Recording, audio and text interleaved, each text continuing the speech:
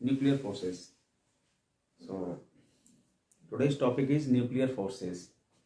तो बच्चों nuclear forces क्या होते हैं? न्यूक्लियस के अंदर ये जो न्यूक्लियस है इसके अंदर प्रोटॉन्स और न्यूट्रॉन्स,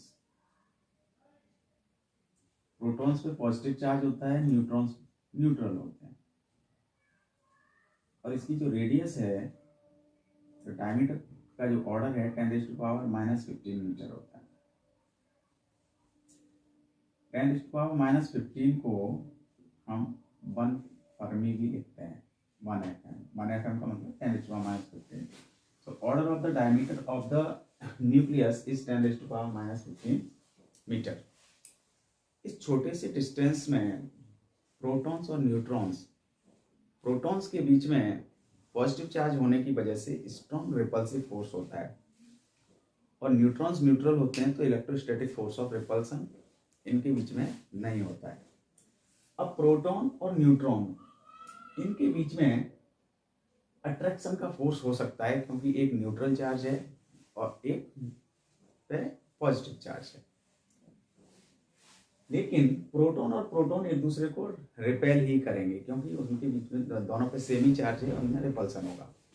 स्ट्रॉन्ग रिपल्सिव फोर्स होने के बाद भी ये न्यूक्लियॉन्स न्यूक्लियस के अंदर जिस फोर्स की वजह से बंधे हुए रहते हैं उस फोर्स को हम न्यूक्लियर फोर्स कहते हैं। 3-4 बातें इसके विषय में हमें पढ़ लेना है। Number 1, nuclear force are the strongest attractive forces. बच्चों हमने फंडामेंटल 4 फोर्सेस पढ़े हैं, जिनमें से एक फोर्स न्यूक्लियर फोर्स भी होता है। नेचर में सबसे ज्यादा स्ट्रॉन्ग फोर्स जो होता है वो न्यूक्लियर फोर्स होता है, जिसकी वजह से न्यूक्लियॉन्स न्यूक्लियस के अंदर बाइंड रहते हैं। अभी बच्चों हमने देखा कि बाइंडिंग एनर्जी पर न्यूक्लियॉन जो 8 मेगा इलेक्ट्रॉन वोल्ट होती है, binding energy equal to 8 mega electron volt is much larger than the binding energy of atom. Atom की जो बाइंडिंग एनर्जी होती है उससे बाइंडिंग एनर्जी पर न्यूक्लियॉन काफी ज्यादा होती है। ये कॉन्सेप्ट हमें ये शो करता है कि न्यूक्लियॉन्स को बांध के रखने वाला कोई एक ऐसा फोर्स जरूर, इलेक्ट्रोस्टैटिक फोर्स के अलावा कोई फोर्स ऐसा जरूर है जो कि उसको बाइंड करके रखेगा। ऐसे फोर्स को हम, जो कि उनको न्यूक्लियॉन्स को बाइंड करके रखता है, उसको न्यूक्लियर फोर्स कहते हैं। तो इसी फोर्स का नाम हमने न्यूक्लियर फोर्स दिया। अगला पॉइंट है बच्चों, these forces are short range forces. ये डिस्टेंस काफी कम होता है जिसमें ये न्यूक्लियॉन्स लाई करते हैं, तो ये बहुत ज्यादा डिस्टेंस पर नहीं लग सकते। अगर कुछ पार्टिकल अगर बाहर है, चार्ज है या नहीं है, ये चार्ज इंडिपेंडेंट फोर्स होता है, ये ना चार्ज पर डिपेंड नहीं करता है। प्रोटॉन के बीच में जितना फोर्स लगेगा उतना ही न्यूक्लियर फोर्स न्यूट्रॉन के बीच में लगेगा और न्यूट्रॉन प्रोटॉन के बीच में लगेगा।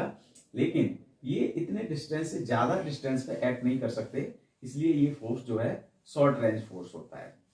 अब बच्चों न्यूक्लियॉन्स के बीच में डिस्टेंस और इनकी पोटेंशियल एनर्जी, जब किसी बॉडी पे चार्ज होता है तो उसके चारों तरफ एक पोटेंशियल डेवलप हो जाता है, और जो पोटेंशियल डेवलप होता है उस पोटेंशियल में किसी दूसरी चार्ज बॉडी को लेके आते हैं, तो इसमें इलेक्ट्रोस्टैटिक पोटेंशियल डेवलप हो जाता है, पोटेंशियल एनर्जी डेवलप हो जाती है। Potential energy versus distance graph अगर हम ड्रॉ करते हैं तो बच्चों ग्राफ कुछ ऐसा बनता है। इस ग्राफ में हमने एक लाइन ड्रॉ की है, इस लाइन को हमने 0 मार्क किया है। यहाँ पे ऊपर ये potential energy in mega electron volt ली है वाई एक्सिस पे, एक्स एक्सिस पे डिस्टेंस इन फर्मी लिया है। इसको अगर देखा जाए बच्चों तो यहाँ पे ये r0 डिस्टेंस है। इस समय इससे कम पोटेंशियल एनर्जी नहीं हो सकती। जब डिस्टेंस 0.8 फर्मी होता है उस समय पोटेंशियल एनर्जी मिनिमम होती है। उससे ज्यादा डिस्टेंस होगा तो एनर्जी इंक्रीज करने लगेगी, और उससे कम डिस्टेंस होगा तब भी एनर्जी इंक्रीज करने लगेगी। कम से कम energy, minimum energy 0.8 fermi distance पर होती है। अगर डिस्टेंस 0.8 फर्मी से ज्यादा होता है तो इनके बीच में जो है अट्रैक्शन का फोर्स लगने लगता है। क्या होने लगता है बच्चों? अट्रैक्शन का फोर्स। और अगर ये डिस्टेंस 0.8 फर्मी से कम होता है तो ये न्यूक्लियॉन्स एक दूसरे को रिपेल करते हैं, इनमें रिपल्सन का फोर्स एक्ट करता है। ये कॉमन सी बातें हमने जो है न्यूक्लियर फोर्स के विषय में आपको 4 पॉइंट नोट कर लेना है। अब इसकी प्रॉपर्टीज क्या होती है वो नोट करिए। Properties of nuclear force. पहली प्रॉपर्टी क्या है स्ट्रॉन्गेस्ट फोर्स, मतलब 4 फंडामेंटल फोर्सेस में से सबसे स्ट्रॉन्ग फोर्स जो होता है वो इलेक्ट्रोस्टैटिक न्यूक्लियर फोर्स होता है। ये जो फोर्स है चार्ज इंडिपेंडेंट होता है।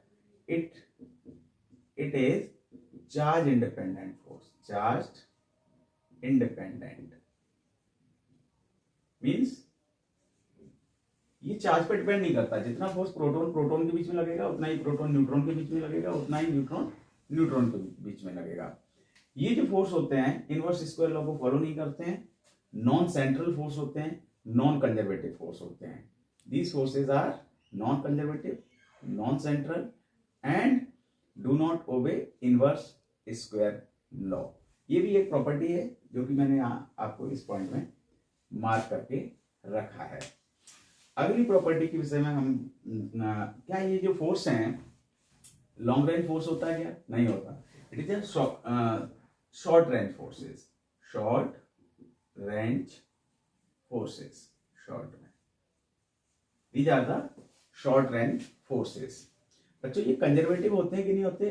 तो नॉन कंजर्वेटिव होते हैं। तो नॉन कंजर्वेटिव क्यों होते हैं? क्योंकि इनके बीच में जो हम पहले भी पढ़ चुके हैं फोर्सेस का, जब हमने डिस्कशन किया तो फोर्सेस में देखा जाता है कि जिस फोर्स के अगेंस्ट या जिस फोर्स के द्वारा जो वर्क डन होता है, जब किसी क्लोज पाथ में 0 होता है तो वो फोर्स कंजर्वेटिव फोर्स होता है। जबकि यहाँ क्या होता है, यहाँ जो है ये ऐसा कुछ नहीं है कि क्लोज पाथ में वर्क डन 0 होगा, ऐसा नहीं देखने को मिलता है। तो इसलिए ये नॉन कंजर्वेटिव फोर्सेस की कैटेगरी में आते हैं। Non conservative forces, these are the non conservative forces. Non central forces, non central forces. Okay, तो बच्चों ये कुछ प्रॉपर्टीज हैं न्यूक्लियर फोर्स की, और शॉर्ट नोट आपको पूछा जा सकता है। तो आप इस तरीके से जैसा बोर्ड पे लिखा है उसको आप नोट कर लीजिए, याद कर लीजिए, और अगर कोई क्वेश्चन बनता है तो उसका आंसर यहाँ से आपका बनेगा। अगले वीडियो में हम न्यूक्लियर फिजन और न्यूक्लियर फ्यूजन का डिस्कशन करेंगे। चैनल सब्सक्राइब करिए। धन्यवाद।